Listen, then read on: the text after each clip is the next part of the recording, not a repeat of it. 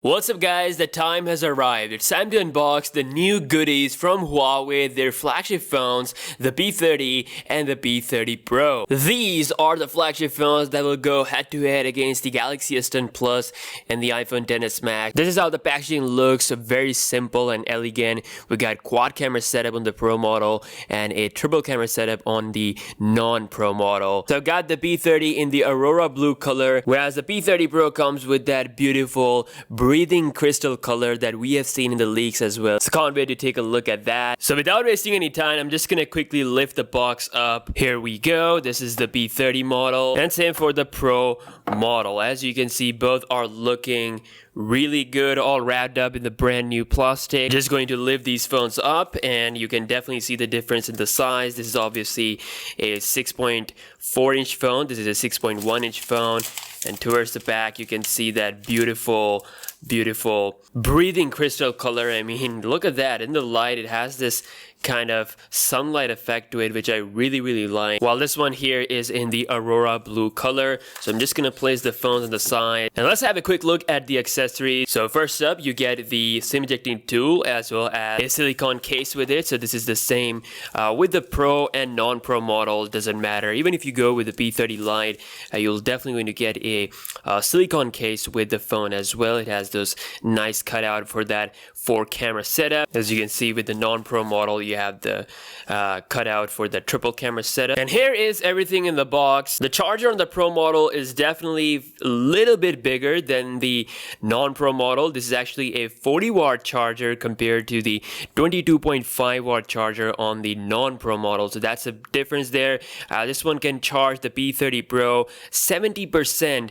in just 30 minutes, which is absolutely crazy. 40 watts of supercharging. That is incredible. One of my favorite features of the Pro model. And then of course the normal stuff, the USB Type-C cable, that's the same thing on both phones. And then you also get the Huawei AirPods or Huawei earphones, which are also the same for the non-Pro and the Pro model. Alright, so moving everything on the side, and let's take a look at the beautiful phones we have, the P30 and the P30 Pro. First up, let's remove the plastic. So here we have the Huawei P30 in the Aurora blue color, and gotta say, it looks really nice. Just gonna remove the front sticker as well. And here is the crystal blue color. Wow, look at that. This is obviously, my camera is not doing justice to this color, but you can see the light has this sunlight effect, but without the light bouncing off it, it has this crystal colors, white on top and then a little bit purplish.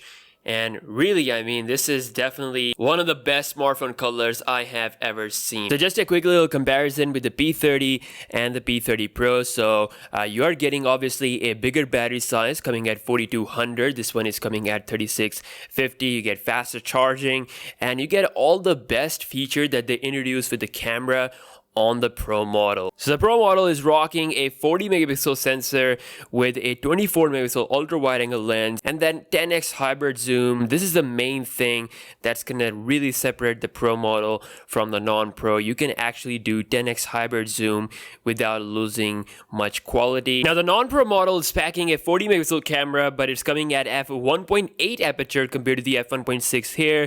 It's got a 20 megapixel ultra wide angle lens. But the hybrid zoom is only up to 5 times, which means 3x optical zoom compared to the 5 times optical zoom of the Pro model. Other than that, the design language is very similar. We have glass/aluminum on the side. You get volume rocker and your power key towards the right hand side. Towards the top, both phones have the microphone hole, and something that you don't see normally these days in smartphones, and that is the IR blaster. So you do get on the Pro model. If we take a look at the bottom of the phone, we have the SIM tray for the Pro model, whereas the non-Pro model actually packs a headphone jack. I don't actually understand why the non-Pro model is having the headphone jack while the Pro is missing it. But yeah, I mean, if you want the headphone jack, then the non-Pro model is the one to go for straight up. Now, if we talk about the displays, both phones are rocking an OLED panel. This is a 1080p HD Plus panel. This obviously, P30 Pro is rocking a bigger one, and it's also an edge panel, so it has that little bit of edge on the side as well. Looks more aesthetically pleasing pleasing, whereas this one is just a flat panel and has a slightly thicker bezels, side bezels. But overall, both are rocking the teardrop notch system. It looks really good, much better compared to the last year's model. No chin whatsoever. Both phones are actually rocking the latest Android 9.0 Pie based EMUI 9.1. So Huawei says that it has faster apps opening and it is more optimized. So I'll be testing that out in my speed test video. Now both phones are coming with the in-display fingerprint scanner. That is an optical scanner on both phones. I'm just gonna set up real quick. Alright, so I just enrolled the fingerprint on both phones. So I'm just gonna test out the speed here real quick. Wow, that is really fast. Let's try it one more time with the screens off. And oh, that is really fast. I'm not gonna lie, that actually feels faster than my Galaxy S10 Plus. And again, I will be doing a speed test, and there we'll be checking that out side by side, but it does feel really fast. For an optical scanner, obviously it does have its limitation. If you have water or dust on it, it's not gonna work that properly. The ultrasonic fingerprint scanner can still work, but as far as the speed is concerned, it's really good. Now, speaking of water resistant, the P30 Pro is actually water and dust resistant. It has IP68 certification, whereas this one is only splash and dust resistant. Both models are rocking the same internals. This is the Kirin 980 chip with 7nm process, and obviously it is having 8 gigs of RAM, so it is gonna be one of the fastest phones on the market. So far it feels really smooth. And again, one of the absolute biggest changes here are with the camera indeed. So now, like I said, you can do 10x hybrid zoom. They have increased the sensor size so it can have more light as well. So here are a couple of sample shots that I took in nighttime, because that's where the cameras really struggle, and that's where this particular phone shines. And so far I am really impressed. Thanks to its built-in night mode, this thing is doing wonders in the situations where smartphone just fails to perform. So I'm just really happy that Huawei has improved its night mode even further. I also tried zooming in the night time, and so far I'm actually really impressed by the camera. It can shoot 4K 30 FPS videos, but cannot shoot 4K 60 FPS, so that's that. The selfie camera has been improved as well. It's now coming at 32 megapixel resolution, takes some sharp photos, still has a bit of over sharpness, I would say.